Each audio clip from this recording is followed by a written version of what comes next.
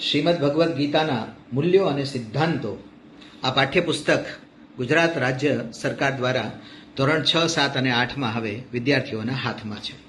મેં આ વાંચ્યું અને એટલું સરસ પુસ્તક તૈયાર કર્યું છે.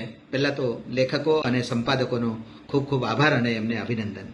આ પુસ્તક નિયમિત રીતે શાળાઓમાં ભણાવવામાં આવે તો વિદ્યાર્થીઓમાં સત્યનિષ્ઠા, કર્મનિષ્ઠા, જ્ઞાનનિષ્ઠાનો જન્મ થાય અને રાષ્ટ્ર સુદૃઢ બને.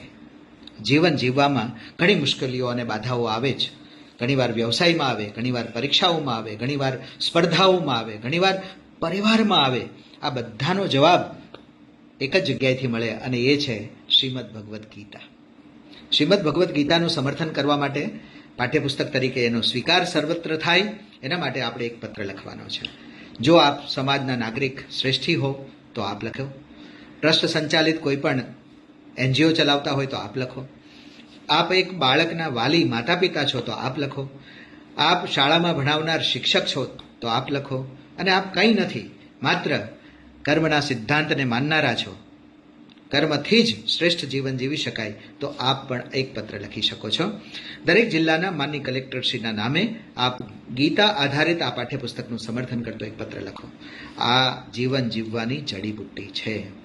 આપણા બાળક જ્યારે સ્પર્ધાઓમાં જશે, પ્રતિસ્પર્ધાઓમાં જશે, એ રમતનું મેદાન હોય કે પરીક્ષાનું સમરાંગણ હોય, જો આ પાઠ્યપુસ્તક ભણ્યું હશે તો એ હતાશા અને નિરાશામાંથી બહાર આવશે. તો આનું સમર્થન કરતો એક પત્ર ગુજરાત રાજ્ય સરકારને આપણે પહોંચાડવો છે. આપ પણ એક પત્ર લખો અને સમર્થન મોકલો. હું ડૉક્ટર દીપક રાજગુરુ સુરતથી આપ સૌને વિનંતી કરું છું કે શ્રીમદ ભગવદ્ ગીતા આધારિત પાઠ્યપુસ્તક સતત અને નિરંતર રીતે ચાલતું રહેવું જોઈએ અને એનું પઠન અને પાઠન થતું રહેવું જોઈએ. ધન્યવાદ. નમસ્કાર.